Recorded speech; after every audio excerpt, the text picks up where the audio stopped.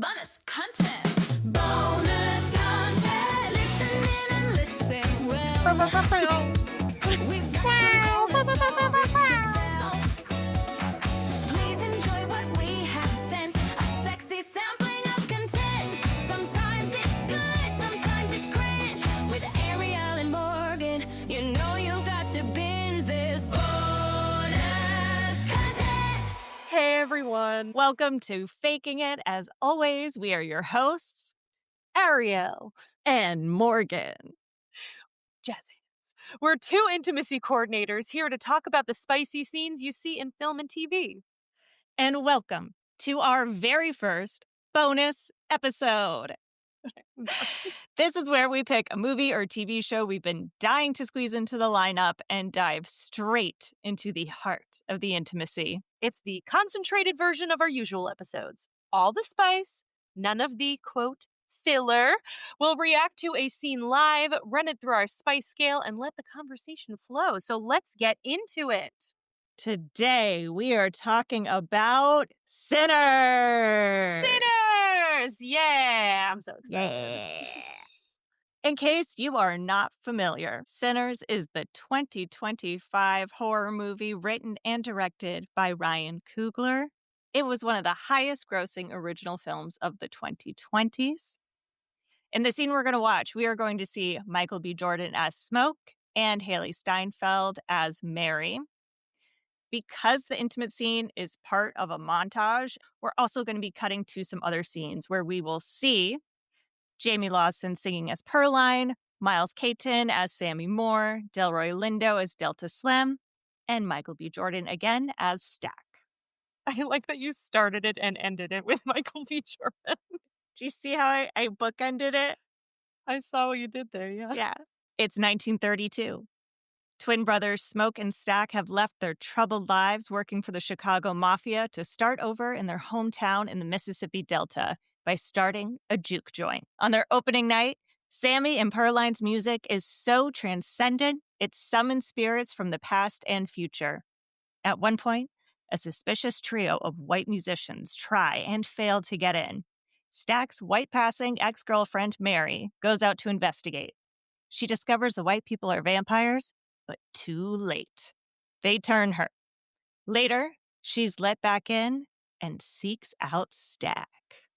It's very spooky for spooky season. I also want to mention for our visual fakers out there, we are wearing Sunnydale shirts in honor of vampires. So I hope y'all appreciate that we both had these independently of one another. Yeah, and they're in the same colors, too. They are. They're in the Sunnydale maroon and gold, which is so beautiful. One day we'll have to do Buffy, and that will be an amazing, amazing day. Lots of plans for that day. Yeah. But in the meantime, I'm very excited for Sinners. Anyone who's known me since I was very young knows that vampires are kind of my thing. Like, I'm a little bit obsessed with vampires and vampiric lore, so I'm very excited to get into it. For spooky season, for a podcast that focuses on spicy scenes, it had to be vampires. They, I feel like, are the most sexual of all of the spooky characters. This is one of the best examples of them. I also briefly want to talk about something that's most definitely going to be in the bonus content of this bonus episode. I read this book once about vampire lore in film specifically and television. And it talked about the intimacy between human being and vampire versus human being and werewolf, and why that sort of Twilight-like dichotomy exists and what is attractive. The attraction to vampires is someone who essentially wants to eat you. It's a more intelligence-based, emotional-based response system where it's someone who lures you in with their beauty, with their talent, their intellect, their words, and then actively creating a sexual response from the connection between the predator and prey. The connection between human and werewolf is more from a physical-based lust system where it's like, I want to be inside of you and mate with you and connect like on a physical plane. Whereas vampires, it's more of a spiritual, mental plane. So it depends on what you find sexy based on whether you choose Edward or Jacob or what have you. But it's not the point about Sinners. It's all vampires and they're not really there for sexual potency. But I just wanted to bring it up because interesting. Yeah. I mean, this is a sexually potent scene, so Yeah, it is. it works. So based on this context, do you find yourself more attracted to vampires on TV or more attracted to like werewolves? Or both or neither? It's funny because I don't have as many references for werewolves on TV. The only ones I can think of outside of like Oz on Buffy and outside of Twilight is like, what was that 1980s like Michael J. Fox? He's a werewolf and he plays basketball. Oh my like God, it's all goofy. Teen Wolf? Yeah. What about all the verticals, man? What about the verticals and the Omega verse of it all? Okay. Well, with the verticals, they mix lore like crazy. They have alpha werewolves that bite people's necks, and that's like a significant part of their relationship. So they're kind of mixing the two together. I honestly can see the attraction to both. I just have a lot more examples of vampires that like we're meant to see as sexy. I get that. I see that. Yeah. I feel that. Yeah. Like even Oz on Vampy the on Vampy the small layer vampire on Vampy the Bumpire Slayer, the campfire layer. Yes. Even Oz on Buffy the Vampire Slayer, when he's in werewolf form, is not sexual. Well, there is that one this is going to become a Buffy episode, but there is an episode in Buffy where Daniel Osborn, he becomes sexually attracted to another werewolf person when they're in college, and then it becomes sexual, but it is definitely not sexualized before that point. He is just like a monster that they're trying not to kill if they don't have to. Yeah. But even like their version of a werewolf is not a sexy version. Like when Oz as a werewolf has sex with another werewolf, it's sort of like the same level of sexuality as like watching two animals have sex as opposed to watching humans or part humans have sex. Yeah.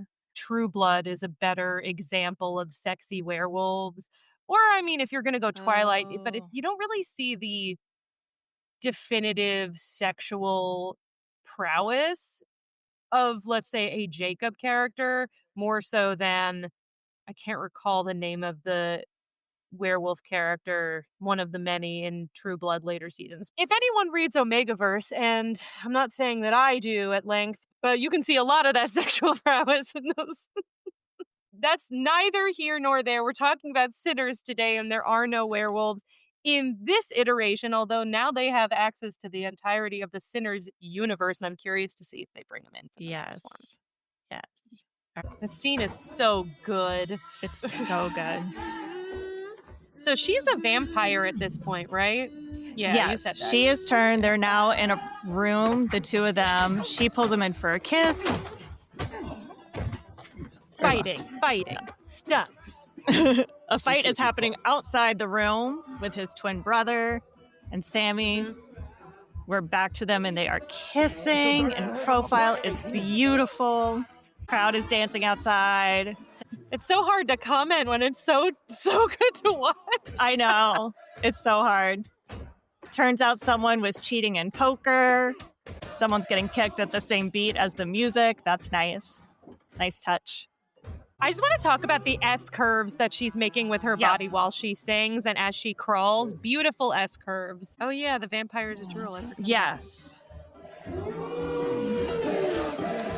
And then she asks him if he wants some. He nods his head yes. So she spits into his mouth. And then they kiss. She's straddling him. He pulls back her dress. We see the bite mark. So now we know she's a vampire. Sammy is looking for him. Making his way through the crowd, searching. Sammy discovers them with her on top, thrusting.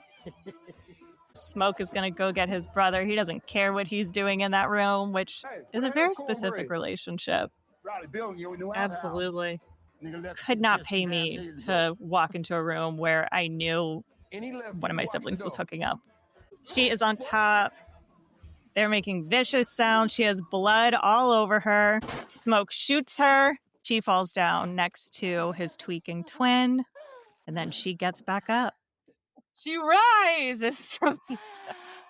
Her eyes are different. It's so good. This is a perfect example of a film that knows it doesn't need to showcase nudity to tell an effective story. In this scene, seeing more skin and more body parts may have taken away from the story because the point is that she's a vampire. It's Chekhov's gun. When is she going to bite him, basically, more so than look at how hot and steamy sexual scene is. Totally.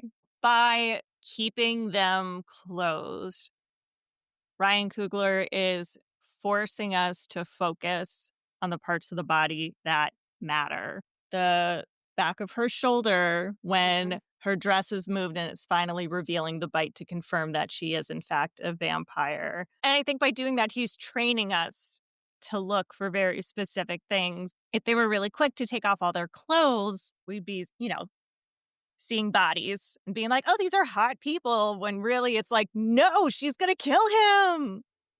Yes. Whether or not you're attracted to the female form, if they were to show back nudity or even full back nudity, that vampire bite on her shoulder would be a blip. Like you would not notice it, would not be as present. It wouldn't create forward momentum for the story in the same effective way. Oh, now we know this is some cinematography greatness right here. I mean, granted, if you have a great cinematographer, which they do, it could have worked. The cinematographer focuses the eye of the audience to where it wants you to look, and it could have been done effectively. But I would argue that it would have been more painstaking of a process. Her threat is not her sexuality. Her threat really is that she's white passing. And so she was the one that was going to go out and talk to the white people and figure out what their deal was. Turns out they were vampires. And because she was in with the Black community, because of her mixed race status, she was able to be welcomed back in, whereas the other white musicians weren't. And so that sort of crossover is the actual threat, not her being attractive. Yeah. And that's why when you see Smoke's simulated sex scene earlier in the film, it's very sensual and beautiful and sexualized. And we, the audience, feel steam coming from that moment. I don't like that phrasing, but you know what I mean. But in this, it's more like perfunctory sex to get to the point of the threat. If they were to sexualize it, then it would change the context and change the themes they're trying to come across. I really appreciated how intentional Ryan was with the casting of the two female love interests. Smoke is the twin who doesn't get bit, right? His love interest is this woman who not only is not white passing, Black, she's very melanated, she's very curvy, she's not the body type that we usually see as the main love interest for a character played by someone like Michael B. Jordan, who's like this big leading man action star. But they have a gorgeous scene and beautiful chemistry, and they showcase how beautiful she is and the relationship and love that they have. And then you cast that against Haley Stanfield, who obviously is more slender. She is more white passing. And the connection that the two of them have, you could argue is like not as deep as the other two. She is the more classic Hollywood style ingenue that one would expect. So for her to be the predator is just so smart. Story has been told effectively, both thematically and physiologically. I understand where bodies are meeting in space, even though we're pretty far back with camera. It looks very realistic. Do you want to check out the other scene in contrast? Yeah. Let's do it. This is a bonus episode. We could do whatever. Bonus on bonus on bonus. So we have Michael B. Jordan as Smoke and Wunmi Mosaku as Annie. In this scene, this is the first time Smoke has come back after being away for a very long time. We see them in her shop, all her tinctures around her. They hug each other. She grabs at his groin, goes up to his neck and holds it. It's very slow. It's very sensual. She has her hand around his neck, but it's not like a squeeze. There's not a lot of pressure to it. It's just in the sort of possessive motion. He takes his jacket off. He's kissing her neck. Also, notice how there's so much kissing and touching of the neck on a vampire film. I find that really intriguing. And he goes behind her, lifts up her dress, and is penetrating from behind. Their movements are pretty good. Compared to the other scene, we're getting more mid shots. The other one was like a lot of wides. We weren't as connected. Here, the focus was really on these two people and the connection they have. It also wasn't being cut between other things. We were with them the whole time. Whereas the other one, we have the tension of like, oh my God, she's going to kill him. Even though this one, she's grabbing his neck and we're not worried. Yeah, and the music is sort of sweeping us in. The movement was very fluid. Even when he's penetrating her from behind, it's sort of this momentum moving them in a gradual pace that presents more familiarity between the characters, I think. Stack and the Vampire, it's very like perfunctory. It's like up and down and up and down and up and down, you know? The pacing, it presents danger. I loved the play on the power dynamics between the two of them, with her being the one initiating. She's grabbing his groin. She's the one that puts her hand on his neck. I thought that was such a beautiful portrayal of the power dynamics in the relationship and how equal they are in that relationship. I've worked on a lot of scenes where a male is penetrating from behind, maybe over a desk or over a chair. And I find that a lot of the time folks assume that that position naturally informs the audience that the male is in the power position. But I think that this scene proves that that's not necessarily the case. You can be in the power position no matter where you're stationed. I thought the choice to have him behind her was another way of celebrating her beauty, because we got to see her body on full display, even though she's fully clothed. We got to see more of her, whereas if she was facing him or they moved in a position where he was on top of her, then we wouldn't see as much of her. Once again, no nudity required to showcase these very different intimacy scenes. And it's not that having nudity is inherently bad. It's just thinking about, like with anything in film, the idea is we have this scene because we have to have it in for the story. You just have to think about, what is the purpose of it? What is it doing for the story? Or do I just want people to be naked?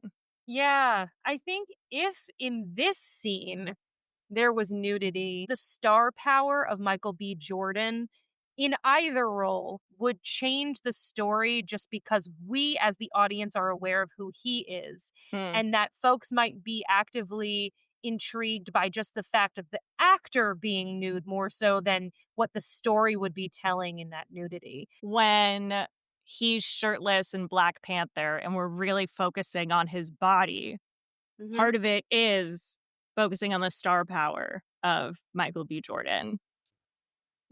I think if he were nude in these scenes, long story short, I would be looking at Michael B. Jordan. I would not be looking at Smoke or Stack. I would say, oh my God, that's Michael G. Borden. Yeah. Michael G. Borden. Michael G. Borden. Michael G. Borden and Michael B. Jordan. That's Smoke and Stack. Different actors, of course, obviously. I would be looking at the actor's body more so than the character's body. I think that's what I'm trying to say. If the women in these scenes had been nude, how would that have changed the scenes for you? I don't think I know that actress enough to have seen it be more actress than body parts. Mhm. Do you know what I mean? Totally. I saw Equus many, many years ago on Broadway with Daniel Mhm. Radcliffe in it. And I remember seeing the play. I had read the play already. I knew the context. I knew the plot line. And when I saw it, I said, oh my God, it's Daniel Day Radcliffe. It's, oh my God, what is me and names today? Names I are mean, tough for me today. us and Ugh, names, because what is I did happening? Duffy the Vampire Slayer, so. So much is happening right now. But Daniel D. When I saw Equus, I remember Daniel Radcliffe's penis. I don't remember the character's name. That's what I would take away from it. I wouldn't remember the sensual emotions coming out of the scene. I would just remember, oh my God, remember when we saw his body parts. Keeping the focus on the story, especially when you think of the scene between Smoke and Annie, we really want it to be about their relationship. And them reuniting sexually obviously has an element of lust to it, but it's also so much more than that. It's like a reunion in a much more powerful way. I don't know how nudity would enhance that story. I think that's what we're both saying, Yeah. ultimately. Yeah. Yeah. Let's do a little spice scale. All right. Well, the spice scale is our not so scientific way of rating intimacy scenes based on consent and power dynamics, technical craft, and coordination excellence, and heat factor. Each category gets a score from 1 to 5, with 5 being the highest, and then we add it all up to give the scene a final letter grade. All right. So let's first do the scene with Stack and Mary. Mm-hmm. Consensual. Yes. Definitely consensual. The power dynamics are interesting. She clearly is the one who has the upper hand, not just because we as the audience know she's a vampire. But also When she's physically on top. And she's physically on top. She's initiating. She's the one that pulls him into that room. She is leading the action of the intimacy. If you notice, she's the one like pulling him in more. She's initiating more kisses, the drool, and the I was just spitting. going to say the drool. Yeah. If that's not a power move, I don't know what is. Nope. Part of consent is being fully informed, as defined by the parent words. The parent plan. The parent plan, as defined by Planned Parenthood. You have to be fully informed of what you're agreeing to, and technically speaking, he is not fully informed as to her status as vampire, so technically this isn't fully consensual. Yeah. However, it's consensual in the moment given the information they have. Yeah. I totally agree with you. I would give it maybe like an 85 or 90 on the consent factor, because, I'm trying to think of it in like grounded human terms. If you were going to have sex with someone and you didn't know they were on some kind of drug, that might change the experience somehow. But that's not considered consent then, is it? When someone is under the influence, they actively are unable to give consent to the action. Yeah. If you are under the influence of vampires, it's not consent, baby. It's consent if you know they're a vampire. Right. And that there is a threat to your life involved. Listen, I'm not gonna shame anyone's kink. I'm just saying. Then I take it back. Then it's just not consensual if he doesn't know she's a vampire, because I'm like, that's a big piece of information that would have made it a no. I don't know if we want to get into the whole nerds movie of it all. Yes. Technically, in vampire lore, I'm just pushing my glasses up. Once you become a vampire, depending on what exactly the world build is, you are essentially a demon wearing a human's face. So it's not really her. I'm getting real abstract here. But is it then that she is not herself? She is unable to present as the person that she's pretending to be. Is it the same thing then? I think the metaphor for this is someone else in that costume is actually really apt. It's Not as clean as this because I believe in Ryan Coogler's version of vampires, they still hold on to elements of the person. They have all of their memories. They seem to have parts of their personality. It's not like in Buffy the Vampire Slayer where Angel and Angelus are wildly different. But Spike, but Spike is really similar to his human persona with or without a soul. Like, he has really similar traits. It's sort of like someone who's been hurt, who's put on a big leather jacket and says, I'm a big badass now. There are different degrees of levels of vampire, but if we're just working off of the worlds that Ryan Coogler has in this Yes, version. which is the point. I'm sorry. It's okay. I feel like we should title this episode Sinners, but also Buffy the Vampire Slayer and Twilight. So, not consensual. Not consensual. But I will say it depicts that well because the audience knows going in. Because we know she's a vampire at this point when she tries to get back into the house. Because the last time we saw her when she was outside, she was starting to walk away from the vampires, and then one of them flew and was going towards her, and it cut away. And then she's at the door of the jukebox and is trying to get permission to come back in. I just had an interesting thought if we want to go really abstract, but feel free to shut this down. Okay. This goes down a rabbit hole. Okay. So, the vampires in Ryan Coogler's film have sort of a mass mindset, right? They do have that. So does that mean that they are, in some sense, all of the vampires are having sex with Stack? Thank you. Is it possible that conceptually all of the vampires who are vampires at that time, as they exist in this mass mindset, are having sex with Stack sort of simultaneously? Okay, that's an interesting point. I love that thought.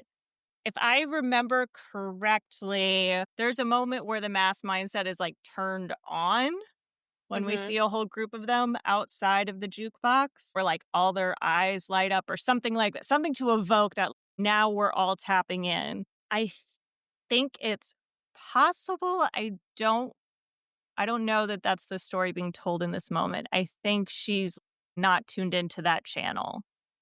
Yeah. Just sort of interesting to think about. Like, there is an episode in Rick and Morty where Rick has sex with a full consciousness that inhabits different bodies. This is kind of the opposite of that. But I hear what you're saying, and it's not the exact story we're telling here. I'm just kind of interpreting the world. Ryan Coogler does introduce that element later. I think because of the way they depict it, where it's not an ever-present unity, then I think this is just like Vampire Mary. Fair. All right. Should we move on to technical crime? Yeah. Amanda Peak, the intimacy coordinator, who did an incredible job. Amazing. Which sort of preempts technical craft coordination excellence, the staging, film coverage, modesty, protection, choreography, and overall execution of the scene. We've already talked about this a bit. I feel like we're leaning towards a 5. Oh, yeah. Yeah. Oh, wait, we didn't even give a score to Consent Power. I mean, I'm sure we're going to give everything a 5. I mean, like, I'm giving this one a 5. Great excellence. Everything felt very intentional. I mean, with this film overall, that's so true. With these scenes specifically, there was nothing I would have taken out. There was nothing I was missing. We talked a lot about the specifics of body placement, hand placement. Anyway, let's go to heat. Thank you. Yes, we're all on the same page. Next up, we have heat factor, the level of erotic charge or sexual tension in the scene. Both are very hot. Both are great. I'm on board for both. Oh, yeah. Both are so hot. The second one is literally very hot because it's Mississippi Delta and it feels like inside the jukebox with all the dancing, everyone is just sweating more. You can see the glistening on their bodies from the sweat. They're both very hot in different ways. A lot of directors ask, oh, can it be more passionate? Can it be more lusty? Can it be more romantic? I think these two scenes are a perfect description of lusty high passion versus romantic high passion. Yes. It's about pacing and speed. It's about the fluidity of movement. It's about the breath and where the eye line is. I think that in the Haley Steinfeld one, we see her spit going into his mouth, which is a little more sexually charged. But then in the other scene, we see her slowly grasp and slightly tease over his groin. They both show different qualities of movement. You know, like you were saying earlier with Mary and Stack, it's like much more staccato movement. We're cutting in and out very quickly. We're just getting like little tastes of it. Whereas with Annie and Smoke, we're really with them the whole time. That also allows our emotional connection to what's happening build. It's not getting interrupted at all. Even the things she says, like when she grabs his crotch and she says, "You remember me." I loved that line. I was like, oh, that's so good because it speaks to the dynamics of the relationship. He's still so attracted to her. She takes such ownership of that. It's just so juicy. Yay, 5. So Yeah. 5, 5, 5. It's an A, you guys. Surprising no one.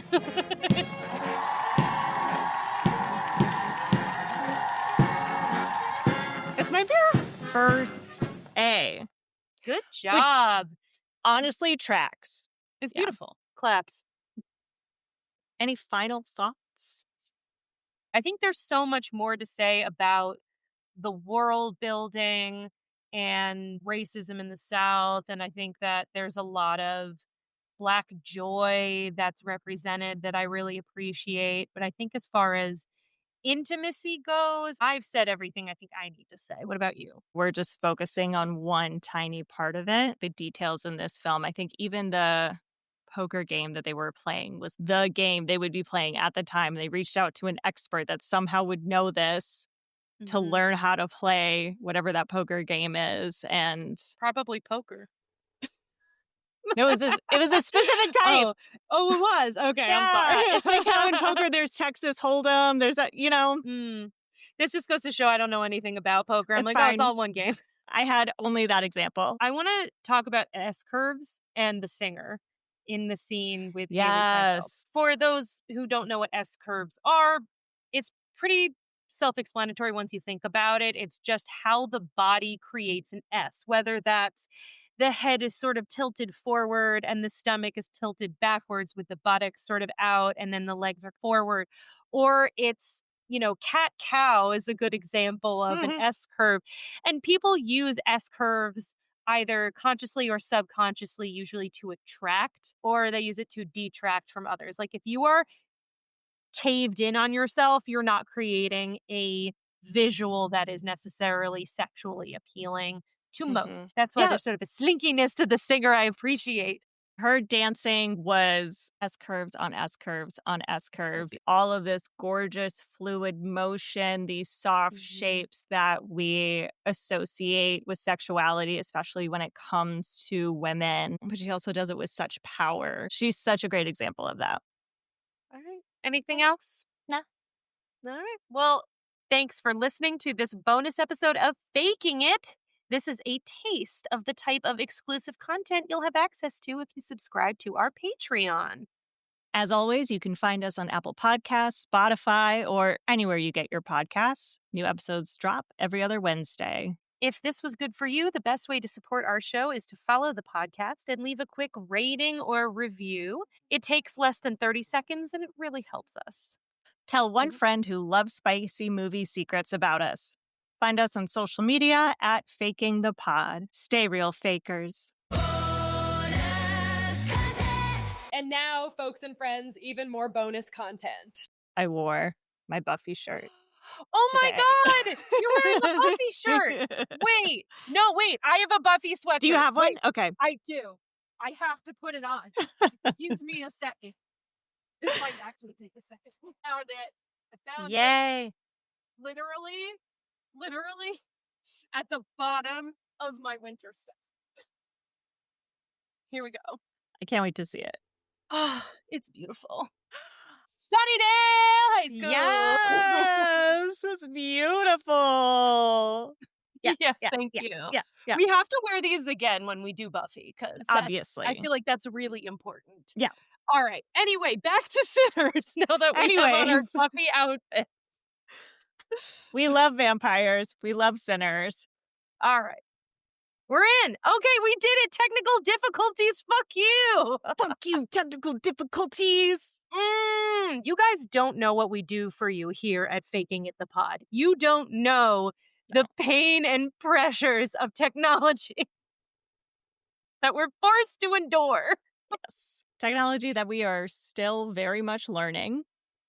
Yes. So thank you for bearing with us as we handle all the things. And we just created a lot of bonus content. So if you haven't joined our Patreon at this point, you definitely should now. Give us money so we can hire someone to deal with the technology so Ariel and I don't have to. For reference, group, we started this podcast 45 minutes ago and have done like 3 options of intros, and here we are now doing it again. Mics are working, everything's working theoretically now, but I just want you to know that we love you and never doubt that. Never doubt it. Okay.